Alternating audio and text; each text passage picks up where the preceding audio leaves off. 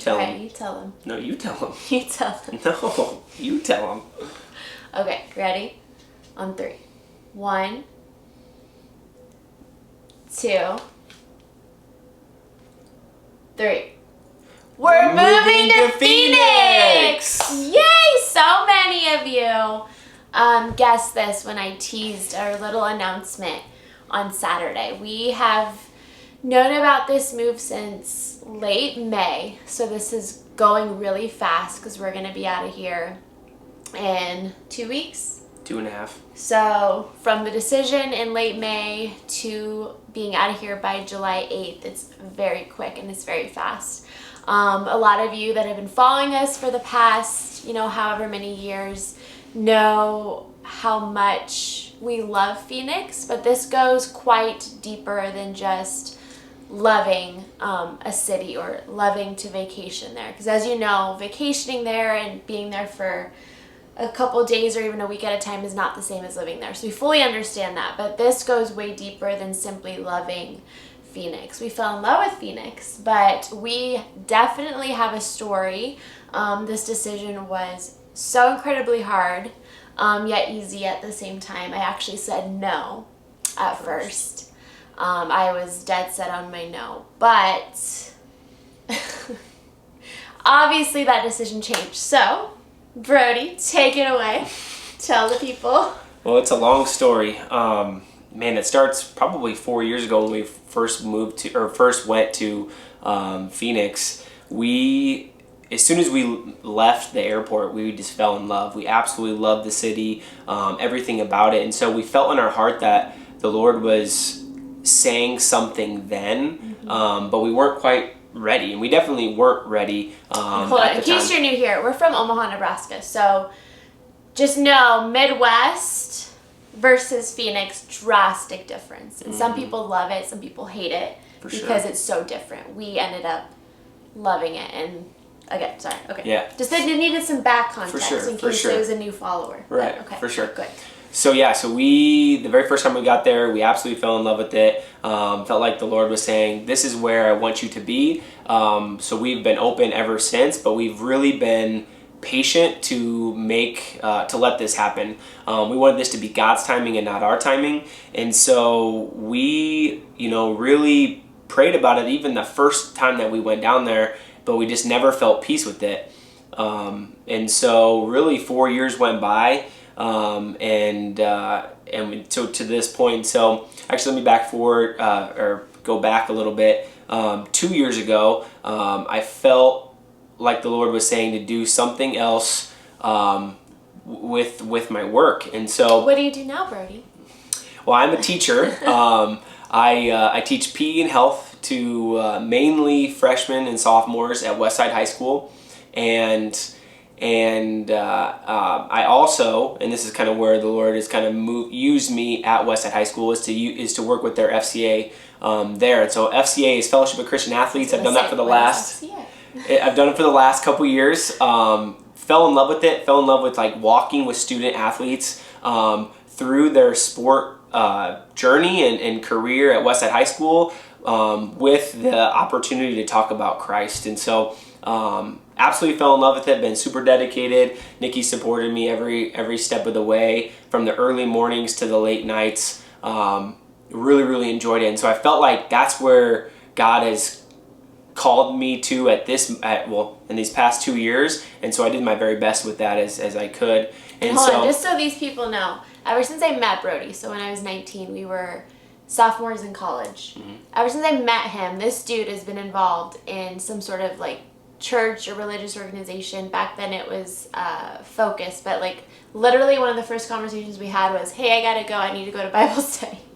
Yeah. So like this has been like ingrained in Brody ever since I met him. So like it hasn't been just like this new thing. Even if it was new, all power to him and to what God has called him to. But just so you know, like this is something that Brody has, you've like been preparing for this your whole life, and little have you known.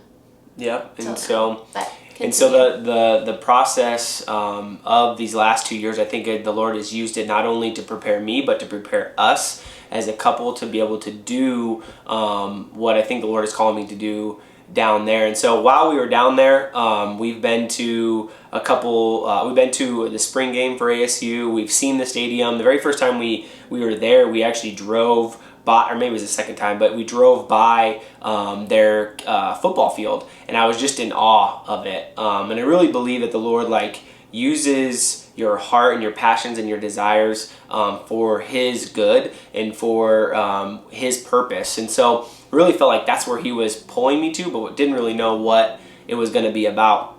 So I was been working with FCA, been doing that, and this past couple months really started off in January. Nikki's like, you should think about applying down there. We should just think about this and pray about this a little bit more and see if this is what the Lord is calling us to do. And so I ended up applying actually for FCA actually here first in the metro area, and then I applied down in the Phoenix area as well, and nothing really transpired from that. We never felt like it was right, I guess, at exactly right for us. It was very slow. Very slow process. Which, again, God's timing can be slow. For sure. We, in this current culture, want a quick response, a quick, change, a quick view of action, and it was very slow. But it was one of those things where you just felt like maybe it was slow for a reason, it wasn't the right direction. Right, and so I really didn't hear anything back from the FCA here in the metro area. I heard some things back from the Phoenix area, but just never felt like it was perfectly right, if that makes sense. Aligned with really what God is calling me to do and where my heart is at. And so what I've learned, I guess, in this last couple months is two things. The Lord can use rejection as well as peace to be able to direct your path. And so I wouldn't necessarily see that as a negative rejection, but it was kind of like a no for me. And so that kind of redirected me to then kind of go deeper with my spiritual mentor, Scotty Kessler. He ended up going into some more ministries that he knows about, and one of those was Athletes in Action. He's like, I really love this ministry. I know they're down at ASU. Have you thought about that? And so I was like, no, I haven't actually. And so I looked into it, saw what they're all about, what their mission is, and making a Christ follower on every team, on every campus, and really just fell in love with that model that they have. And so I ended up applying. I don't know, it was a couple months ago probably, and it took a little while, but as every step of my journey has happened in regards to after college, every job that I've obtained or the Lord has kind of provided for me, it's been a pretty just kind of easy fit into it. He kind of had it prepared for me. Seamless. Yeah, very seamless. And so this one, after going through the application process, after meeting team directors down there and their sending coordinator, and going through the application process, and then them about 3 weeks ago offering me the position. Now, what is Athletes in Action? Yeah, and I'll get into that here. But they offered me the position, and so that was this. It just kind of fell into my hands, kind of like every job really that I've had after getting done with college. And so thankfully, I think the Lord has made this a part of the plan. And so Athletes in Action is a nonprofit organization that works just solely on college campuses as well as on pro teams. To be a pro staff Athletes in Action member. Basically, I'll never get away from sports if you've been following me. No. Especially during football season, I always make fun and poke at how Brody is so honed in on his football, especially Nebraska Huskers, but it's just funny. Our anniversary dinner at Cottonwood, I had stories of you, so those that have followed me know I will forever be attached to sports, and now it's even more our mission work. But anyway, continue. Right, and so Athletes in Action, nonprofit organization. Again, I said they work on college campuses and on pro teams as well. To be on the pro team, you have to have played a professional sport, so that would be out for me. But on the college campus, mean, honestly, anybody who feels called to that age level and also sports can have that and can apply for that. And so sports have been a part of my life for my entire life. It's something that I used to find my identity in, and it brought the worst out of me. And so what I've learned through these past couple years of working with other ministries here in the metro area is that it's very easy to find your identity in sports, and it's very easy to allow sports to be your everything. And sports can be a great classroom as well. They can teach us a lot of great things. And so my heart has really been moved to work with athletes to teach them how to bring Christ onto the field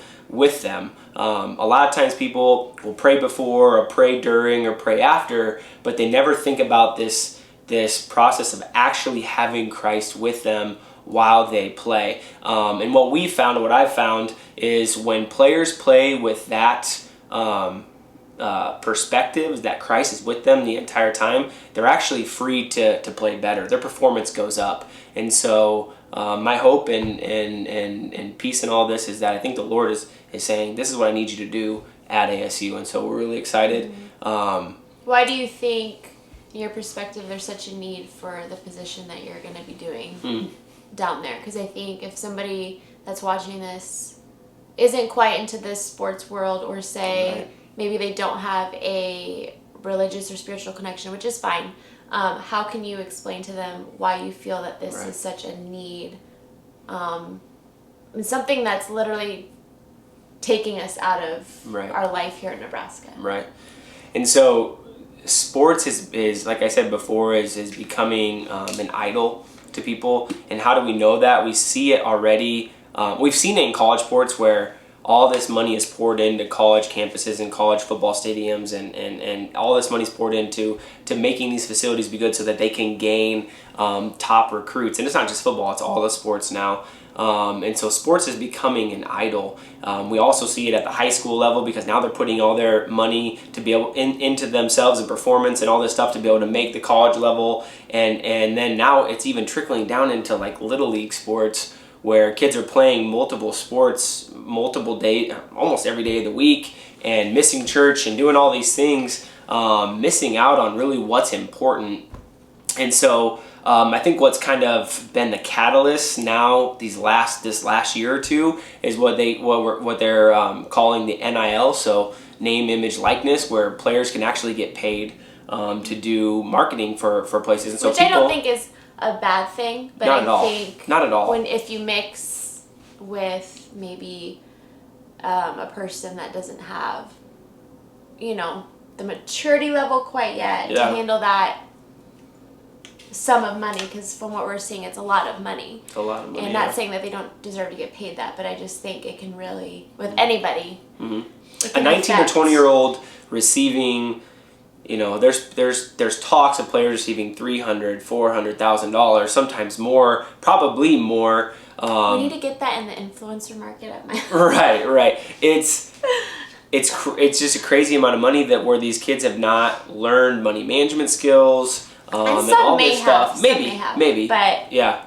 I think so. The NIL is one of those big kind of like issues now, I think. And so what we're seeing now even more is like comparison between athletes, and them just trying to do everything they can to play, at that highest level so that they can get paid. And so when a player on their team is getting paid more than them, there's athletes that are probably thinking like, what's wrong with me? Like, why am I not getting paid that? And so what does that lead to? The biggest thing that we're seeing in sports is suicides, and the suicide rate going up because the pressure is so incredibly high. And so Athletes in Action, FCA, all these ministries that are on campus, and especially ones that are working, Kingdom Sports, that are working with athletes, our mission, and Athletes in Action's mission specifically, is to walk with that athlete for their career and teach them how to do it with Christ, because we believe that someone who has a biblical background or lives by biblical principles to the best of their ability. Again, we all fall short as the Bible says, but they live to the best of their ability. They have the best opportunity to be successful. And so again, there's a lot to go into determining what success looks like. And that's a whole nother video, but our goal is to walk with athletes and create and have athletes that follow Christ on every single team on ASU's campus. And so that's the goal of Athletes in Action. Now, so imagine Brody coming to me saying, I think this was like a week before school got out, so third week of May, saying, Athletes in Action, accepted my application. Again, mind you, he's going from a paid salary job with benefits, with retirement, all that stuff, to a ministry job that is raised funds. So let's put that in perspective. I am a freelancer, so I don't have a steady income either. My income is up and down. How I get paid is up and down. So you mix those two together, right? And it's like, oh, this is probably a recipe for disaster in the world's eyes. But let me just put that in front of you of what I'm hearing on that day. And then I'm thinking, Noelia loves her school. Noelia loves her friends. Noelia loves her dance studio. Raina's all set up to be at the same school of Noelia in preschool next year. My parents are 5 minutes away. We're just finishing up renovations on our house and getting to the point where we can actually start really enjoying this space. We bought it 5 years ago and have been flipping it for 5 years, and we're almost done. What else? I guess comfortability, and I think comfort is sometimes the enemy of progress. And so I'm sitting here with all of these, obstacles that I see at the time in my head, and I'm like, there's just no way. Yes, we've always wanted to live there, but you put it right in front of me and hand it to me, I couldn't take it because I had all of these things to worry about. And after talking with my dad, being transparent on what was going on, being scared, crying. I cried. I still cry every single day. But I was really crying that day because I just felt like, that feeling when you know something is going to change, and you're presented with a situation that's going to change the game for you, whether that's spiritual, mental, physical, emotional. That was that day for me. Right. And I just remember thinking and talking to my dad, and my dad said, and it'll make me cry until the day I die, but he said, you need to pray big prayers that will show you signs, and not just little signs, big, huge signs that show you what we're doing or what Brody's meant to do is it. Because if God isn't in it, the plan could fail.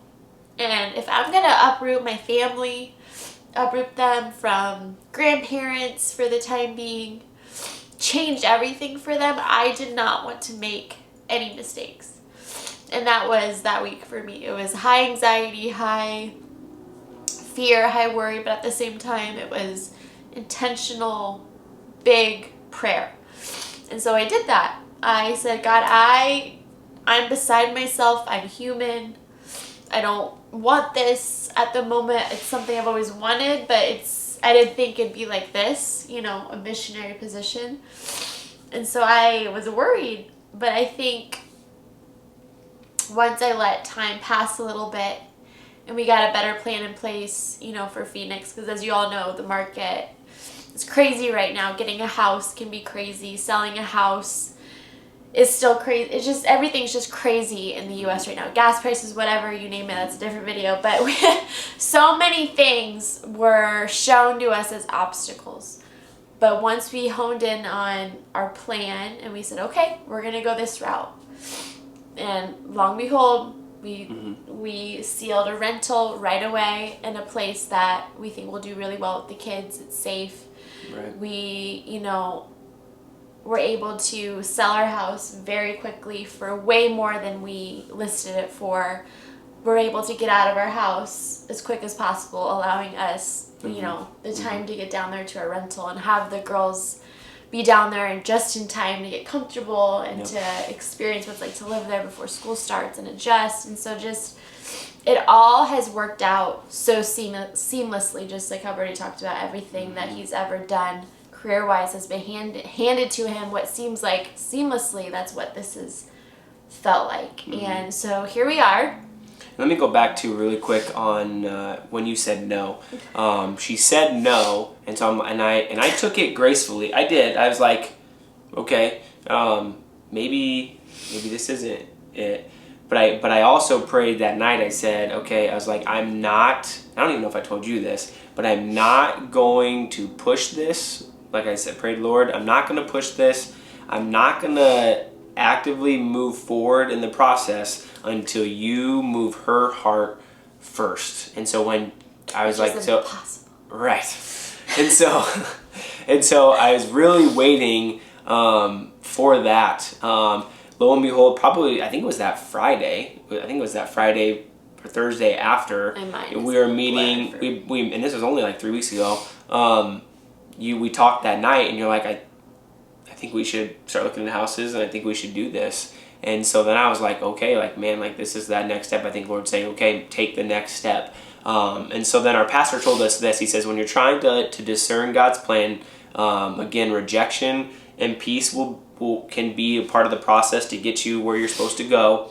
But you should also it's okay to have a list of things that need to happen for this to even be feasible. And so for us, it was a school for Noelia, it was a place to live, and it was to sell our house, and really all of those things happened really fast. Incredibly fast. I don't know how we sold this house so fast. It got it ready to be sold because I realized I'm a even our realtor, I think, was like, oh my gosh, that went so fast. Because things go fast now, but things are slowing down as the recession word and interest rates are going up. It was just a fear, like, oh, did we miss it? Did we miss the moment that we should have sold? And we sold this sucker right away, and it was very bittersweet because we love this home. Like, we brought Raina home here, and so when we leave, it'll be really hard. But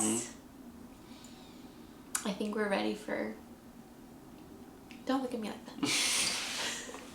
I think we're ready for the next step. So that's pretty much it. Here we are, literally, I don't even know how long, 4 weeks since this whole process has started. So it's been the highest, longest, most emotional roller coaster. But I think too, when God sets a plan, nothing can stop it. And I think when it goes fast like this, it's like you just know. Yep. So, yeah, that's where we're at. So we pray and hope that you guys continue to watch our journey and support us. There's going to be a huge transition period for us, especially me with my content. Where I shoot, how I shoot. Will I still have an edgy city vibe, or am I going to go all girly with all the flowers? I don't know. We love Phoenix, but I think living there, it'll be a huge adjustment. But I think now what I want to do is I'm going to have Brody. He's going to come. We're going to vlog this. You're going to see what I've been dealing with the past You want to show this? week. So, okay, mind you, I'm very type A. Very, I like to organize. Everything has a place. Clutter frustrates me. Clutter does not make me motivated or just feel, clear-minded. And so this last week has been very hard because I have boxes everywhere. I have my kids' baby stuff everywhere, trying to decide, do I keep this or do I give it away? What do I do? It's the hardest decision. But anyway, so Brody's gonna take the camera and we're gonna show you around our house. Again, this is as real as it gets. I did not prepare at all for this. The kitchen's a mess, everything's a mess. But we're just gonna kind of show you, and we're gonna go into the garage. Oh gosh. And you're gonna see. So come along, my friends. Okay, so this isn't the brunt of the mess, but this is my office. So obviously starting to get torn down. I'm going to have a huge closet sale this Thursday. I'll announce it on Instagram tomorrow. But I have my stuff taken down. I have stuff in bins. But what I really want to show you is our garage, because literally everything I've ever wanted to get rid of, or I don't want, or I was on the fence about, I put out there for a garage sale, and it shows me that I have a problem. So let's go. Hold up. Look at this. Oh Lord. Look at this. This is so There's Bernard. Hi, Bernard. Say hi. All right, so yay, true life. So fun and amazing. Oh, let's turn the corner. Look at this. Oh, wow, look at that. Yeah. All right, we're gonna come out here. Should we vlog? Should we start vlogging? Okay, I am gonna actually open the garage.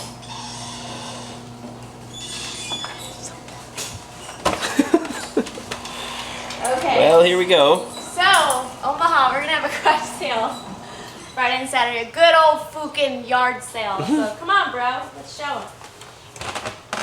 Don't show your car though, like my license plate. Well, I'll keep so this is what I've been working on for the past 2 weeks because I was decluttering for showings to sell the house, making sure closets were tidy and everything was just tidy. And so I was doing this. So if I haven't been, which I feel like on it with like my messages or creating the content that I wanted, this is why. You come over here,